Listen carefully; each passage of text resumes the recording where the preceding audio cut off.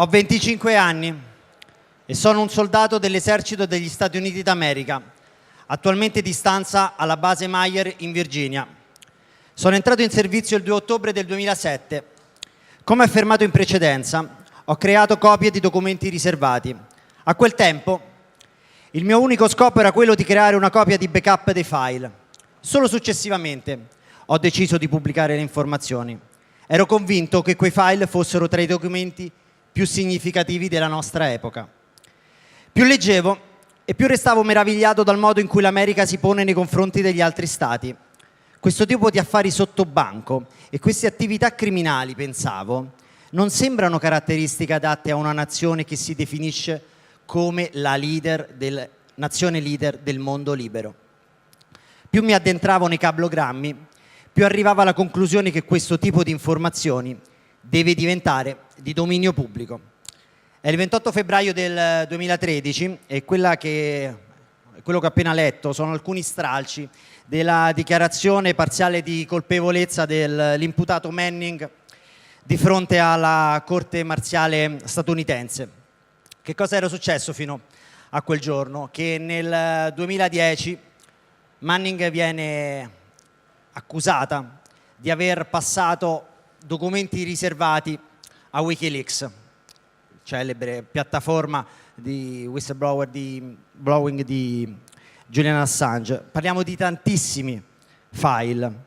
Chelsea era un analista militare in Iraq dall'ottobre del 2009 e parliamo di 90.000 file sull'Afghanistan, 400.000 sull'Iraq e 250.000 cablogrammi. Quello di Chelsea fu un atto di ribellione, un ribellione contro quello che stava vedendo in Iraq e che non gli piaceva affatto. Rimase celebre uno dei tanti documenti pubblicati da Wikileaks, il video Collateral Murder, omicidio collaterale, in cui si vedeva un elicottero statunitense uccidere 12 civili iracheni, disarmati. Dal 2010 al 2013, quindi fino alla dichiarazione che ho letto prima, Chelsea, in attesa del processo, è stata in carcere, in un trattamento ai limiti della tortura. E nel 2013 è stata condannata a 35 anni di carcere e il giorno successivo alla condanna, attraverso una dichiarazione ufficiale, annuncia di voler iniziare la sua transizione di genere e quindi che a lei non bisogna più parlare al maschile, ma bisogna parlare al femminile, che non c'è più Bradley, ma c'è Chelsea Elizabeth Manning. Un anno fa, poco più di un anno fa, era metà maggio del 2017, Chelsea è tornata libera. L'ex presidente degli Stati Uniti aveva in precedenza commutato la sentenza, riducendone molto di gran lunga la pena e spostando il termine appunto al 2017 e non più al 2045. Oggi Chelsea è un attivista per i diritti civili e soprattutto Chelsea oggi è qui con noi al Wired Next Fest. Chelsea Manning!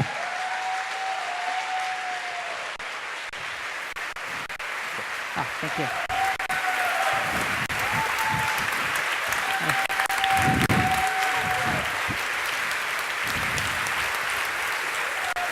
Nice meeting you. Yo.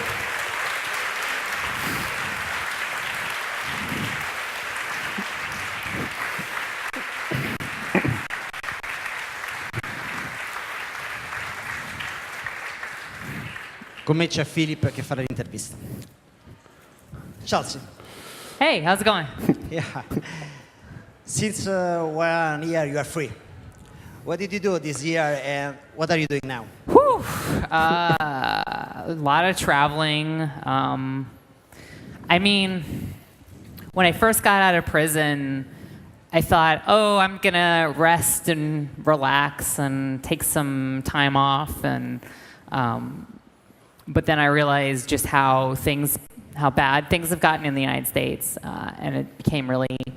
I mean, the U.S. has become it was already heading down that road, but it's become much scarier to live there now. So I've been a lot more vocal and active and involved in, the movement in the U.S. to make things better. But so I've been speaking a lot. I've been doing a lot of travel. I've been talking to people, meeting people. I think that I really want to get back to doing more technical things and doing more research and doing more of the security work and stuff. But I've been doing a lot of talking in the meantime. So it's gonna be this year that I do a lot more of the actual coding and development and reading of research and things. So. Yeah, and in what ways have you struggled to adjust to life after prison? Yeah, so it's been tough. I don't think that you can quite expect somebody to adjust per se. I think that it's less about adjusting and more about adapting. It's figuring out who you are in a world that's so different and so unfamiliar to you, while also trying to settle and be involved and to work with people again. It's been tough. I have struggled emotionally. I have a lot of moments where I feel overwhelmed by everything and I feel tired. But then I have moments of optimism and hope. And I also have, I have friends and I have people that I keep close to me, like my family. And, they've really kept me going through this. So it's been a slow process. And I'm only now starting to realize just how much prison and the last 10 years of my life and being in solitary confinement 7 years ago now for almost an entire year has impacted me. And that was hard for me to accept. And I'm still kind of struggling with the aftermath of that. So all these things are happening all at once, and it's been a lot. So, but I'm getting through it. And one of the issues you work on now is machine learning. That's an issue that you are really deeply into, and you're making research out of it. Right. Yeah. And how do you think that will be applied in contemporary society in the future? Do you see there are also some dystopian scenario in the way machine learning is being created and developed right now? So one of the things that I've seen, because I worked with I worked with more primitive forms of machine learning. It was not there wasn't the neural networks that we have, and we didn't have TensorFlow 10 years ago. So a lot of these different approaches that I'm becoming more familiar with are different, and they're making machine learning faster, and they're making it more comprehensive, and they're making it much deeper. I mean, deep learning is kind of the buzzword right now.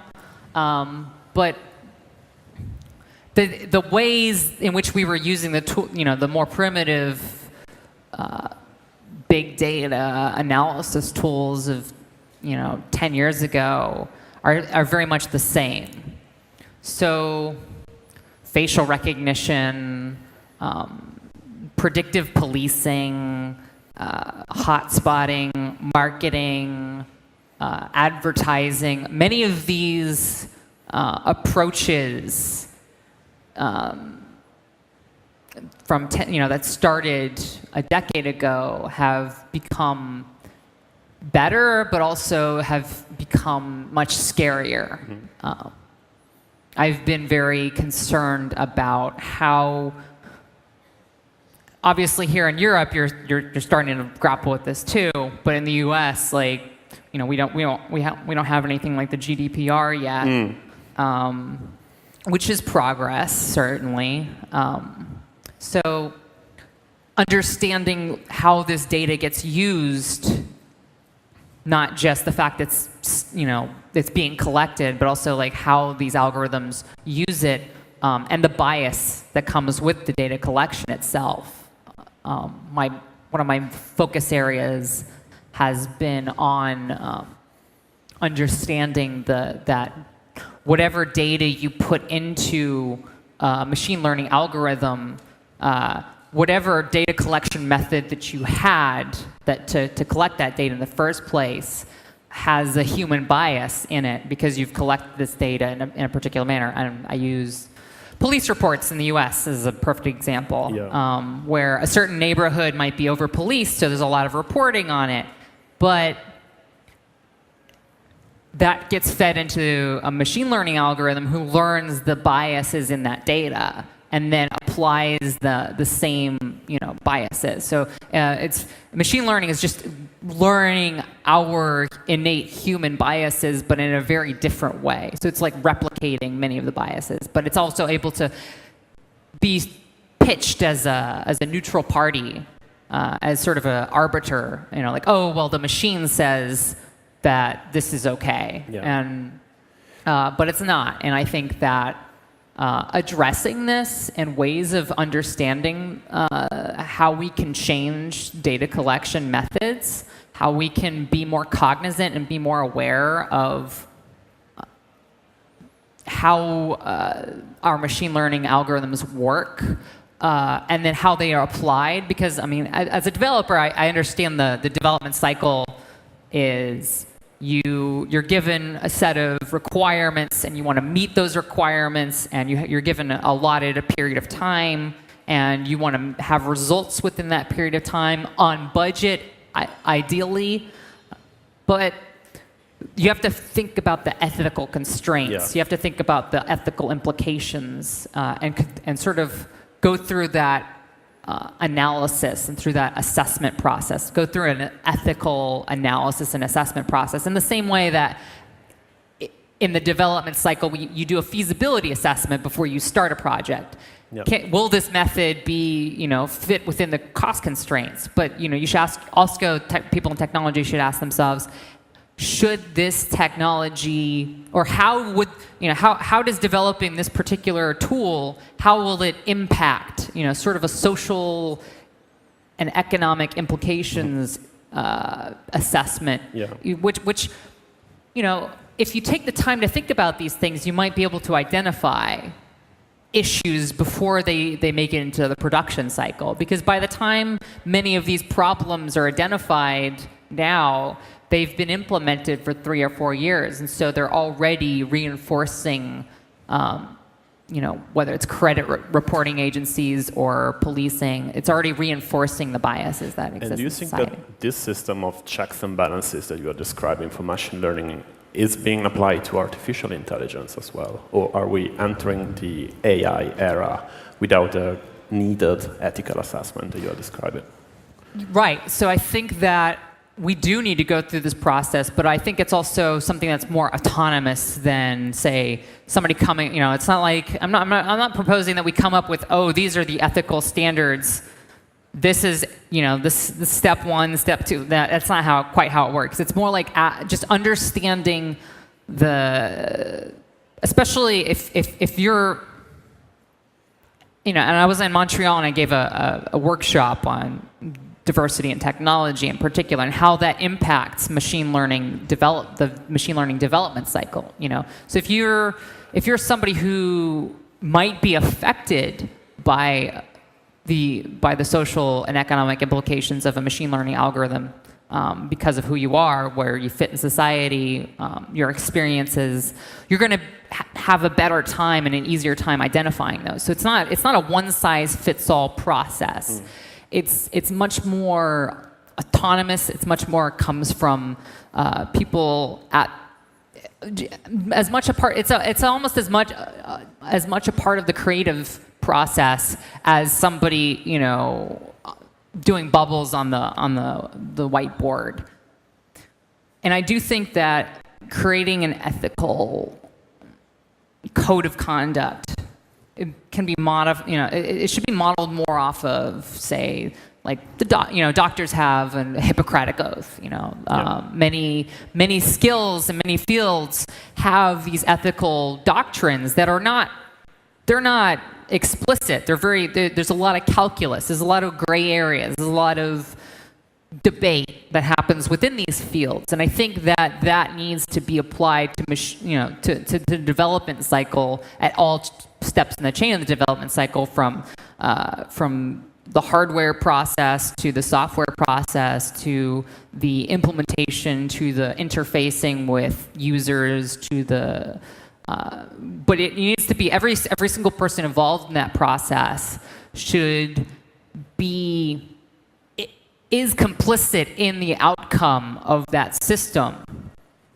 So it's very much, and because these tools affect more people than, say, a doctor. I mean, when you're dealing with life and death situations, when you're a doctor, you can kill somebody, but you can affect somebody's life dramatically. And with these machine learning algorithms, you can go through that same process, but you're automating that process on a scale that's 6 or 7 orders of magnitude larger. So I think that the need for having ethical standards is even higher. I mean, it's orders of magnitude higher. And we're very much in the beginning of this era. But we're already seeing, especially given the debate in the United States, Facebook has been in the news lately. Certainly, Cambridge Analytica, and I think that these are not aberrations. These are inevitable outcomes. These kinds of problems happen when you focus too much on results and on the development cycle and I think there's also this dependency that the average person has, the users have, that the public has, that somebody's going to do something about this, somebody's going to change this, like, oh, Congress will figure this out, or a parliament, or some regulatory agency or some court system is going to figure this out, and the answer is probably not. And it's probably not going to be sorted out that way. I mean, that's one of the reasons why I think it's on us, the creators of these tools, to really ask these questions and go through this process, because it's our responsibility as much as Chelsea, anyone else. How did the internet change from 2010 when you were arrested? Amazon, Apple, Facebook, Google, do you think they gained too much control of the net? I mean, it's a continuation. It hasn't changed. It hasn't changed. It's just, it's become more immersive of an environment. When I was 20 and I was out and about, I was a little weird because I was on social media and I'd be, on Twitter and on Facebook on my phone, and I'd be sitting there on my phone, and everybody, like, I was different. I was very weird.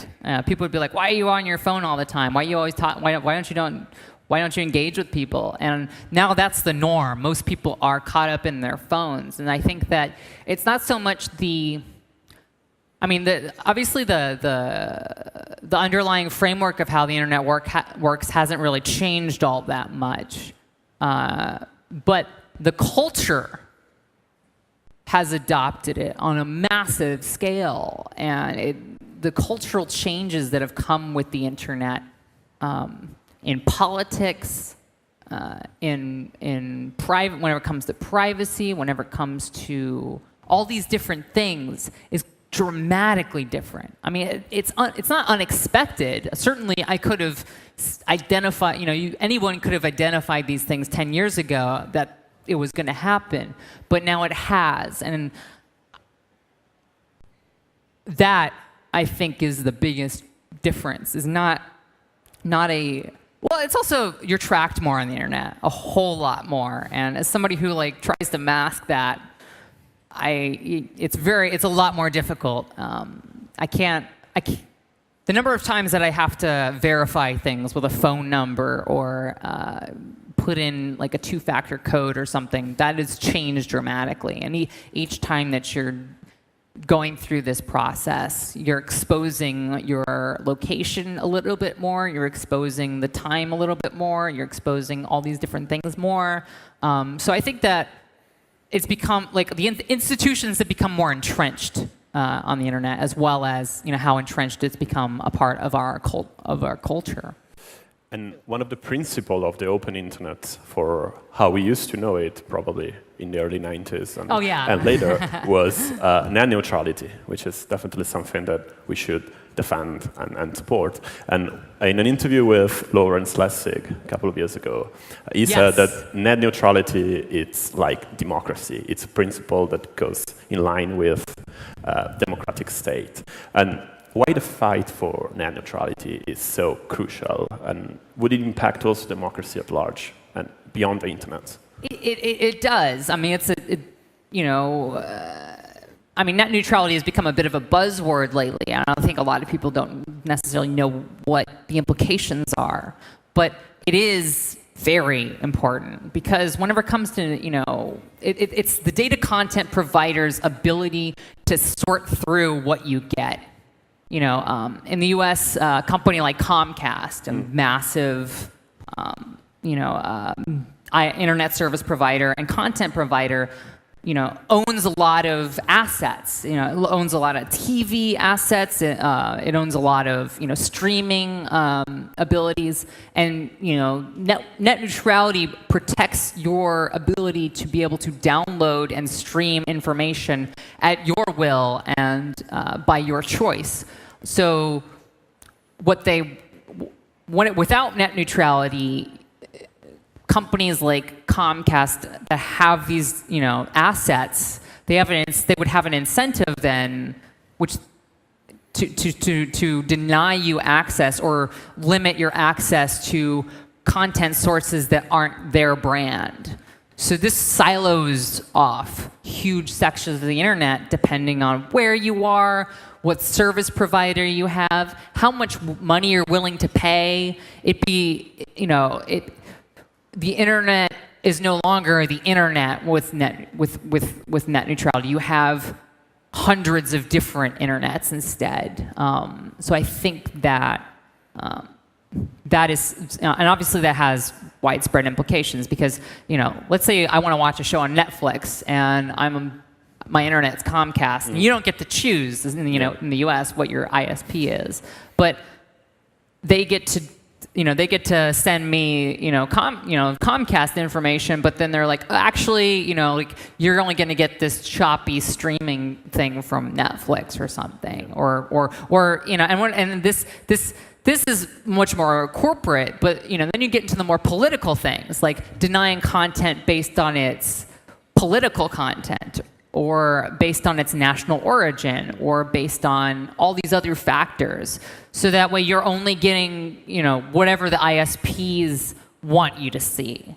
And I think that is the biggest issue, certainly. It's one of the reasons why y'all might have seen the red alerts in the, based on the US FCC decisions, I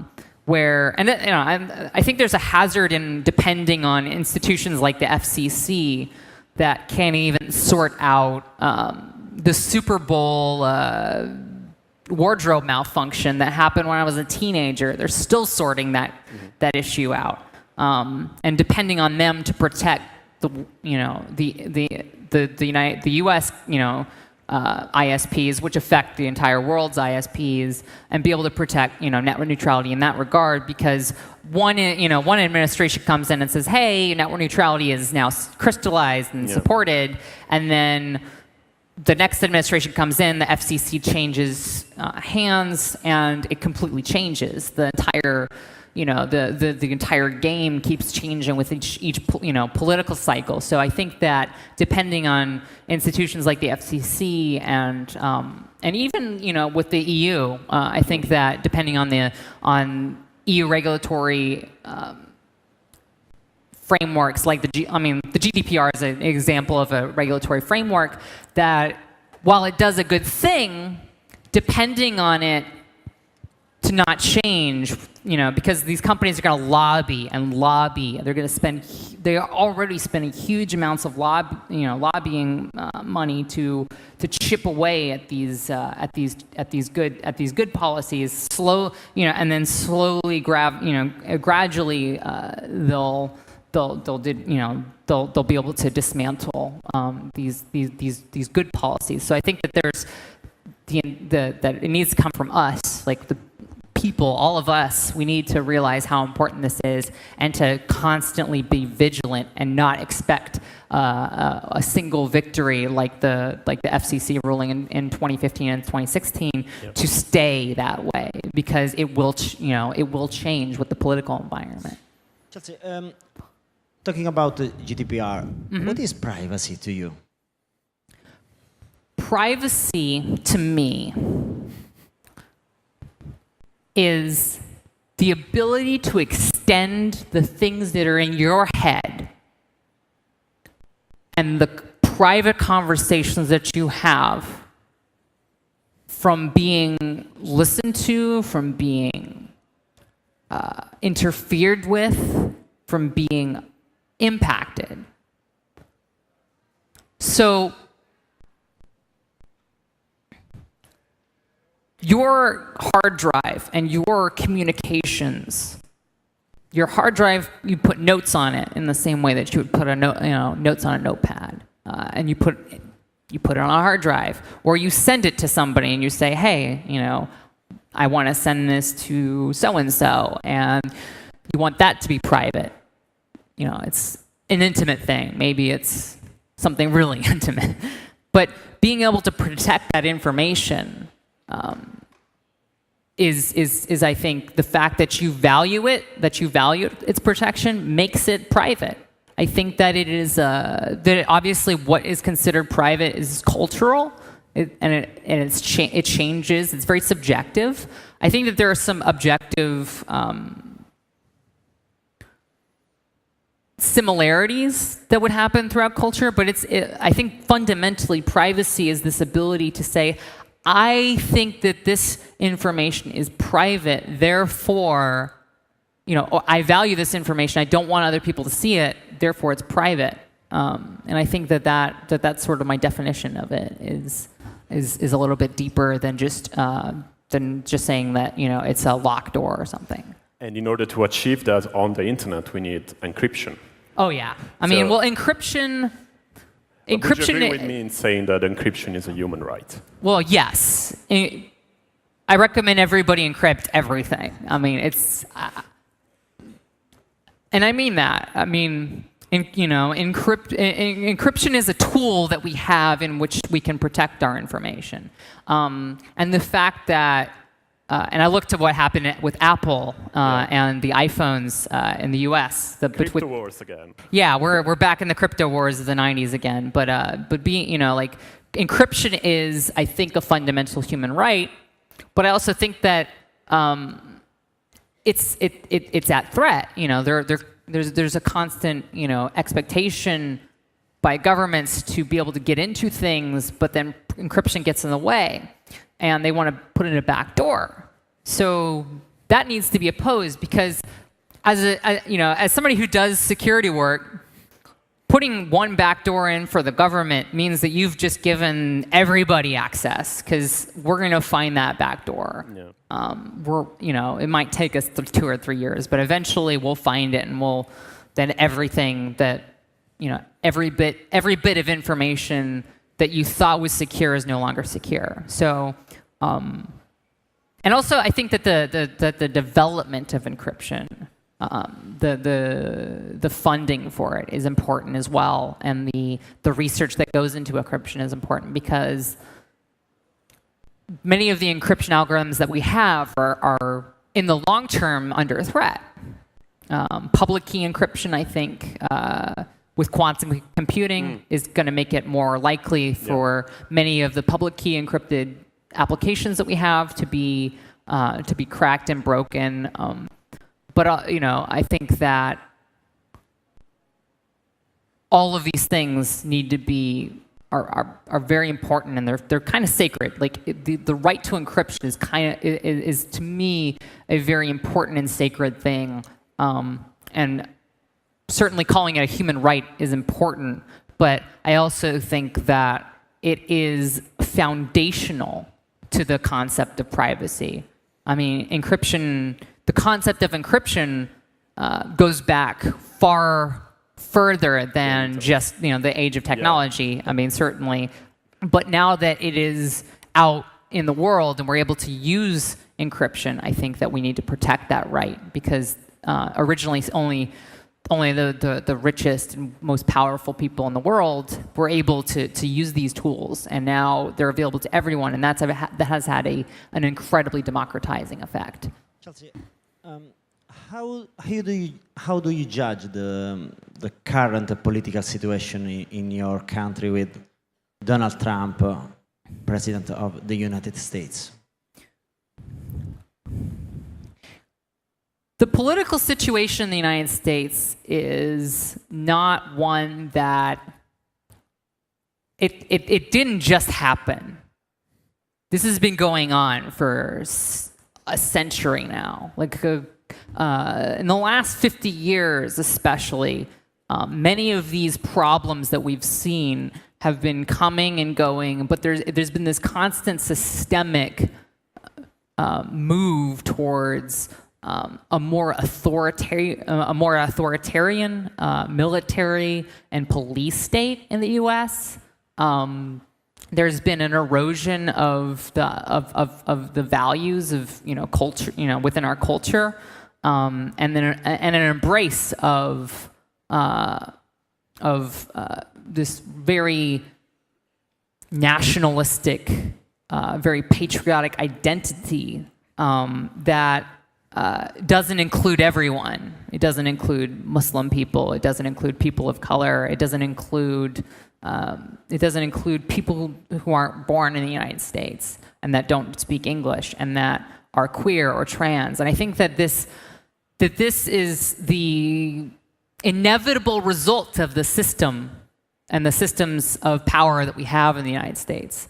I think that certainly there's a tendency to look to a certain person like Donald Trump and say, this is where the problems are happening. But it's actually the systems of power and the fact that somebody like that can be put into that position of power in the first place reveals the underlying systemic problems. And so this is not something that is new. This is something that has been continuing to happen. It's something that is growing. And even if we make progress, in the next 5 to 10 years, that doesn't mean the problems have gone away either. And I see this whenever, because like our political system switches hands on occasion. Like sometimes it's a Democratic one, sometimes it's a Republican one. But the problem is that the systems, the systems that create this, the prisons, the intelligence apparatus, the police departments, they're still being supported regardless of which political party it is. It's just how it gets portrayed and what flavor of authoritarianism you get. Is it a warmer, friendlier form of authoritarianism, or is it the more jackbooted thug type of authoritarianism? And I think that's my assessment of things, is that this is not new. It's a continuing thing, and it won't change overnight. And you have also recently shown your support for activists who have been fighting against neo-Nazis in the US and far-right extremists. And you were also standing with the people that were arrested during the Trump inauguration, mass arrests going on in the country. Why is that so important to you, and why is that connected to all you're doing? I'm an activist, and I've been doing, I've been to prison. I've spent time in prison. So being there and being in support of people who engage in activism, regardless of what it looks like. Certainly, the J20 defendants, the 200 protesters in January 2017 were arrested, 59 of which for whom are still facing felony charges of up to 61 years in prison for for showing up to a protest, and. I stand in solidarity with them because all forms of political dissent in the United States are being threatened, and if we pick and choose which forms of political dissent get to be defended or not, then we're going to lose them all. And I think that this crackdown on dissent in the United States has, while it's not new, it has intensified, and it's it's a scary time to be to have different ideas and opinions in the United States right now. Yeah. I see that there's some of this residual thing happening in Europe as well, but I also think that the systems of power are much more powerful and much more intense and much more entrenched in the United States. So the environment is the water is a lot hotter for us. Yeah. Chelsea, recently you said that the time you spent in jail has crystallized your values. What do you mean? I mean that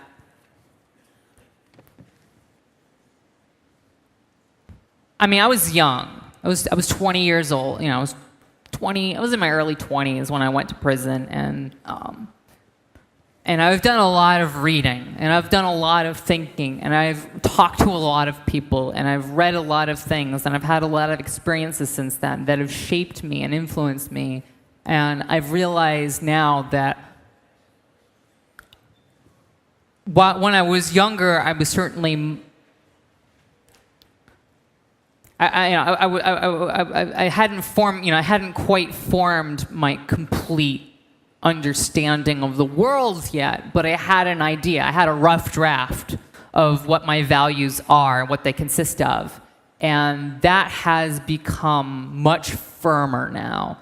And I think that the things that I care about now are the same as before, but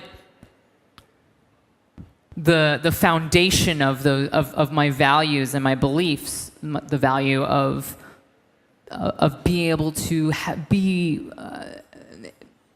a better person, of being able to have a society that cares more about other people than about the hierarchies and the systems of power that we have, and one that's based off of solidarity and support and caring for one another, and not on expectations that society places on you, on who you are and where you come from and what your history is and what, where you were born or what color your skin is I think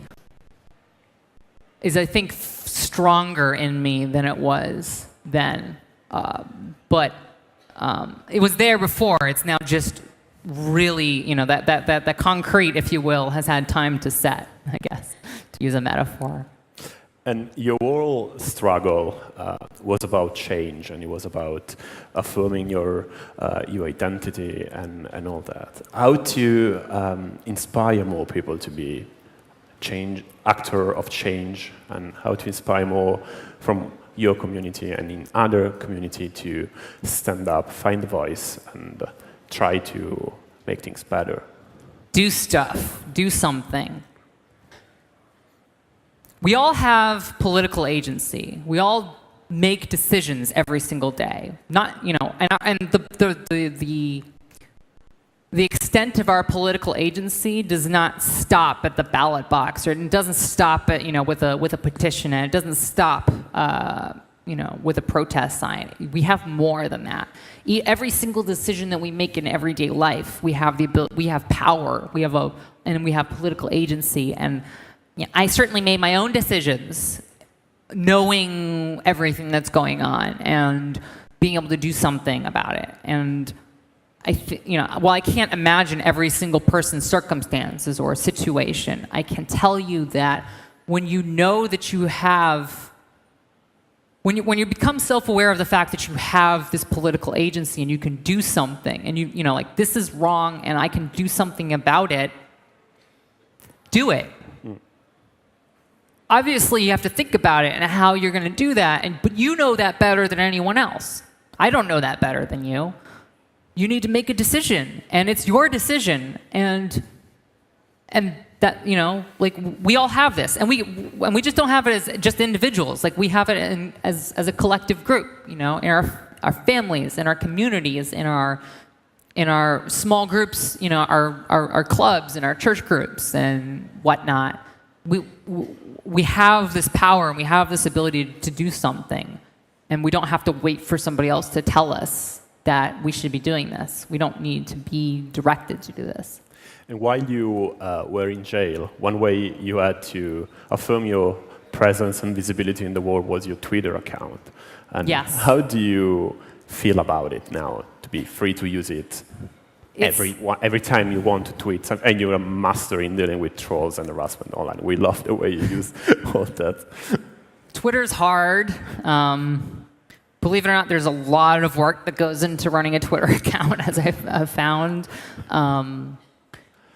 I've been using emoji since I was a kid, so like, that's not new.